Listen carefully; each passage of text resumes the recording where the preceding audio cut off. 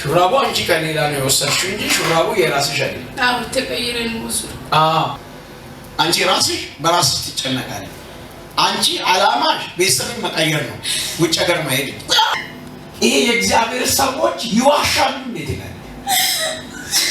ጌታ ተናግሯል። ምንም ልብ ማለት አልቻልሽም። ምንም የለም ግራ ይገባሻል። ይሉኛል ወይ ስራ ስትሄድ ሰው ግንባርሽ አይወጥ መርዶኛ ከብላ ገር ይጣለው ልጥፋል። አዲስ አበባ መጥቼ ነው የምትለው። ሰው የሌለው ቦታ ጠዋለው ባይሆን በገመድ ልትታነቅ መኪና አደጋ ላይ ያስገባሽ ብዙ ጊዜ ይሞክራል። ዛሬ ዓመት ሞክሯል ግን አልሆነልሽም።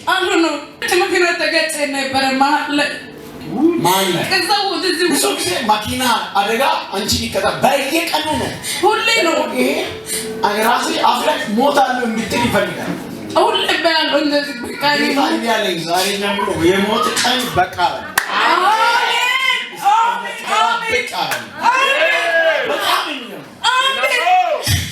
አንቺ ሚሚሾ የምትባል ሴት አሁን እሷ ነው ወጥቼ ነው ሌላ ቦታ ስራ ገባለሁ። ኢየሱስ ሚሚሾ የምትባል ቅንነትሽ ጥጌ ግን ምን የማይሆን የተመጣበት ተመልሼ ልሂድ ትላለች። የመጣሽበት ትንሿ ቤት ነው፣ አገር ቤት ዲዛይን ያለች ክፍላል ክፍላል ዲዛይን ያለ ቤት አለ።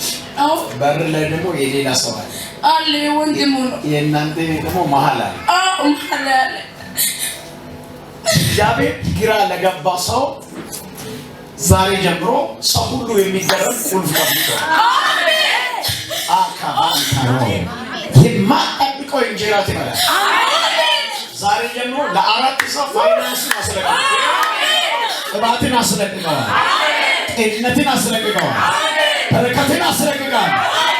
ብድግበና ተዋረደ በልባት እና ተዋረደ